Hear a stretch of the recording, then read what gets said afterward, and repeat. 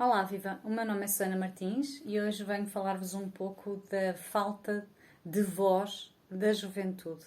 O que é que isto significa?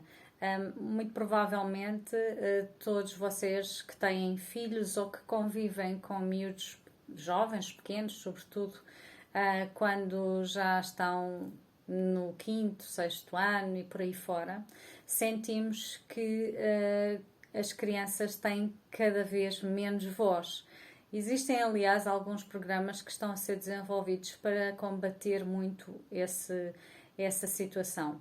E deixem-me contar-vos que realmente, em várias experiências que eu tenho, efetivamente se anula totalmente a opinião e até não só a opinião, o comentário ou não se ouvem os jovens, seja em que situação for. Imaginem, agora há relativamente pouco tempo fizeram uma queixa num local onde os jovens estavam a fazer algum barulho e apenas ouviram o adulto que fez a queixa.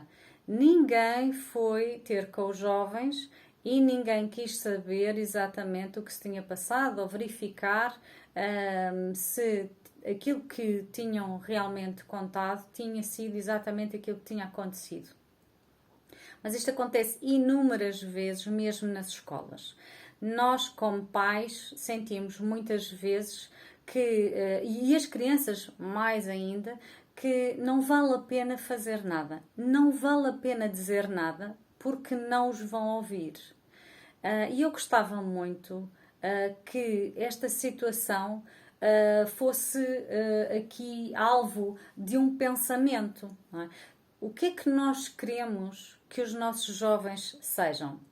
Porque parece que, enquanto são muito pequenos, nós lhes damos toda a atenção. E depois, a partir do momento em que, por norma, saem da primária, passam a ser um monte de porcaria. Porque tudo aquilo que eles dizem é sempre uma mentira. Não foi assim que aconteceu.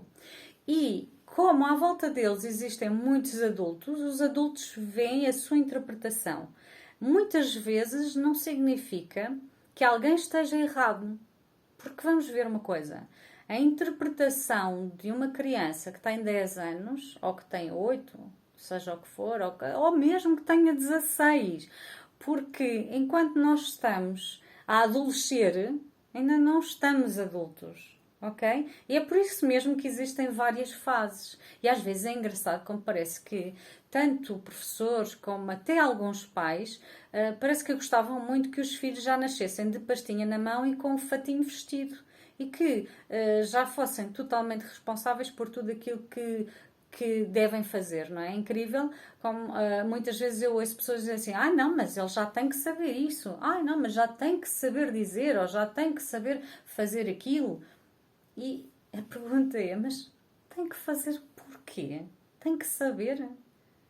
Está a crescer, está a desenvolver-se, está a aprender, e a aprender cometem-se erros. Não é? Vamos sempre voltar atrás àquela situação do saber e aprender a andar. Ninguém consegue aprender a andar sem cair muitas vezes. Então isto acontece em todas as circunstâncias. Às vezes dizem: não sabem o que é a amizade. Pois não, estão a aprender. E é com as experiências que eles vão tendo ao longo da infância e juventude, adolescência, é que eles vão perceber e vão definir-se mais tarde como, para eles, o que é a amizade. Mas como as paixões, às vezes também há pais que dizem assim: não, o meu filho é muito novo, ele ainda não pode amar ninguém. Mas que ideia é essa? Para amar existe uma idade? Não. A criança ama à sua maneira. É de uma maneira diferente de que o adulto ama. Mas ele ama na mesma. E se um pai desconsiderar e se disser: tu não sentes nada, isso que tu dizes que é amor, não é nada amor, a criança vai se sentir como? Se ela sentir que os pais não percebem e não entendem aquilo que ela está a passar, o que é que vocês acham que a criança vai fazer? Ela vai continuar a sentir aquilo que sente. Pode é não manifestar. certo? E quando deixa de manifestar, passa a criar uma persona, não é? Passa a criar uma máscara para ser aceite. Se já sabe que se for falar de um determinado tema, o pai ou a mãe rejeita, o que é que vai acontecer? Rejeita uma vez, rejeita duas vezes, já não vai rejeitar mais. A criança muda, mas não muda na sua essência. Muda aquilo que ela vai mostrar. Então, se nós, ao longo do crescimento, da evolução dos nossos filhos, permitirmos que em todos os locais onde eles estão desconsiderem e desvalorizem a sua opinião, e se dissermos sempre, não, os professores têm razão, se não os ouvirmos nunca e percebermos aquilo que eles estão a passar, o que é que eles sentem, o que é que vocês acham que vai acontecer quando eles chegarem a adultos? Não os ouviram desde os 8, 9 anos até aos 18. Durante este tempo, são zero. Ninguém quer saber da opinião deles para nada. Não vale nada. É aquilo que o adulto diz, é o que está certo. Vamos ter adultos quê? Saudáveis? Vamos ter adultos confiantes, que realmente percebem e que têm a noção que as outras pessoas os ouvem? Ou vamos criar adultos que não vão acreditar em nada do que fazem, não se vão valorizar, não vão acreditar que podem inspirar outros? É que nós estamos a criar, ou a co-criar também, a permitir criar as nossas futuras gerações com a forma como deixamos com que anulem as vozes dos nossos jovens. E isto não pode acontecer. Pensem nisso, porque todos nós já fomos crianças, certo? E todos nós já quisemos muito ser ouvidos e sentimos tantas vezes que não nos entendiam. Adolescer é muito difícil, porque sentimos coisas muito contrárias muitas vezes. E há coisas que nem conseguimos explicar. Mas há situações... Vou-vos contar só esta história, que se passou precisamente com a minha filha numa das escolas onde ela já passou. Em que ela teve um acidente, levou uma bolada, partiu os óculos e teve que estar durante não sei quanto tempo num local dentro da escola à espera que a professora conseguisse resolver toda a parte burocrática. A certa altura, uma das funcionárias disse-lhes que eles podiam ir almoçar. Ela estava com a pessoa que tinha causado o acidente, com a outra criança. E a funcionária disse que eles já podiam ir almoçar. Notem, portanto, houve esta informação. Acontece que a minha filha com a outra criança saíram para ir para o refeitório e cruzaram-se novamente com a professora, que os chamou e disse que eles tinham que ir com ela para completar o processo. E então assim fizeram. Muito bem, então já passava da hora do almoço na escola e a minha filha estava cheia de fome. E na altura eu já estava em processo de conversação com o avô e, portanto, disse que não valia a pena, então, àquela hora, que o avô já estava quase a chegar e então ele levava um local para ela almoçar e eu iria ter com eles para podermos ir comprar uns óculos, porque ela não conseguiria estar a assistir às aulas sem óculos. Então, isto já estava no final da hora das refeições no refeitório e, portanto, não houve aqui qualquer questão. Nós temos muita ideia de como é que funciona, quais são os horários da escola. Ela ainda pediu-me para ir ao bar da escola e eu disse, não vais comer uma porcaria qualquer, vais sim realmente ter uma refeição, porque depois temos que demorar bastante tempo para tratar das coisas. Acontece que acabaram por cobrar a refeição que ela não tomou e quando eu esclareci aquilo que tinha passado, a minha filha foi acusada de ser uma mentirosa porque lhe tinham dito para ela ir almoçar e ela não tinha ido porque não quis. Foi isso que disseram.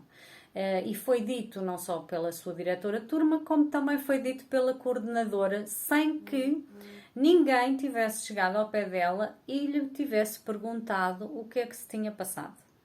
Portanto, aquilo que eu escrevi várias vezes e que fizeram questão de ignorar também, é que a senhora assistente operacional não tinha mentido, tinha-lhe dito para ir almoçar. Como também ela não foi almoçar, não porque não quisesse, mas porque encontrou-se o professor e teve que a acompanhar.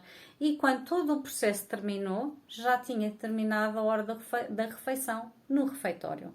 E, portanto, ninguém lhe disse: olha, minha querida, apesar de ter terminado o horário, ainda podes, eu vou ligar lá para o refeitório e ainda podes ir tomar uma refeição, a tua refeição, sem qualquer problema. Sem lhe terem dito isto, ela partiu do princípio, tal como eu, porque conheço o funcionamento das escolas, que a certa hora terminam as refeições. E, portanto, isto é um exemplo que mostra concretamente como é que muitas vezes os jovens são totalmente ignorados. É verdade que eles às vezes dizem uma série de coisas, também estamos aqui para perceber isso, dizem uma série de coisas que não são exatamente a realidade, porque aquilo que aconteceu desta forma é também uma interpretação que eles fazem.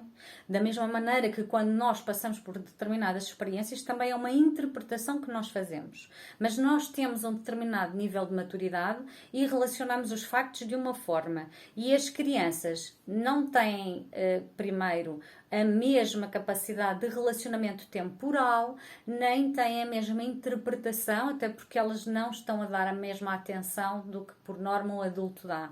Então, muitas vezes aquilo que chamam de mentira é só simplesmente uma interpretação que eles estão a fazer, que não tem nada de estranho nem extraordinário, é simplesmente normal dentro da fase de maturidade e de crescimento, de desenvolvimento que eles estão a passar. Então, é fundamental que nós possamos, enquanto pais e também enquanto professores, podermos dar ouvidos à voz das crianças, ou querer perceber o porquê deles se sentirem de determinada forma. E quando eles dizem alguma coisa, levá-los em consideração. Porque se realmente ignorarmos tudo aquilo que a nova geração está a querer dizer-nos, para não termos trabalho e para não termos que confrontar determinadas instituições ou para não termos que confrontar pessoas, etc., se calarmos e permitirmos que os nossos filhos sejam completamente ignorados e fizermos o mesmo dentro de casa, podem ter a certeza absoluta que isso se vai refletir neles enquanto adultos. Eu, pessoalmente, gosto de valorizar as minhas filhas, gosto de lhes dar voz, gosto de que elas refiram tudo aquilo que estão a sentir e de fazê-las pensar. Às vezes elas não estão a pensar, lá está a interpretação que elas fazem, pode não ser a mais certa, mas eu estou cá como adulta responsável para lhes mostrar os mecanismos e para as questionar e fazer pensar. E elas são inteligentes, conseguem chegar às conclusões corretamente e assumir os seus erros também, que é uma coisa importante, porque todos nós fazemos erros, crianças e adultos. Agora, precisamos de ter voz, porque ao ter voz, sentimos que realmente pertencemos e temos importância e que temos valor. E isso é extremamente importante para a construção da nossa identidade. Lembrem-se disso, porque é muito importante termos jovens cheios de amor. E é com amor que vos deixo. Até à próxima!